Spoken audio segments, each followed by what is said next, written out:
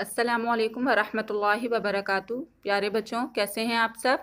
उम्मीद है कि आप सब खैरियत से होंगे।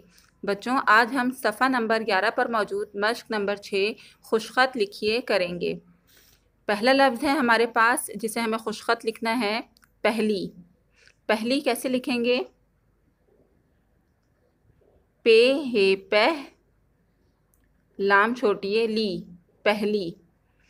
खेलती, खा ये, लाम खेल, ते छोटी है ती, खेलती। छोटी, छे वाव छो, टे छोटी है टी, छोटी। पढ़ती, पेड़े हे पढ़, ते छोटी है ती, पढ़ती। रहती, रे हे रह, ते छोटी है ती, रहती। बच्चों, आप भी ये बाकी काम खुद इसी तरह अपनी एक किताब में मुकम्मल कीजिए। अपना ख्याल रखिए। अल्लाह हाफ़िज़।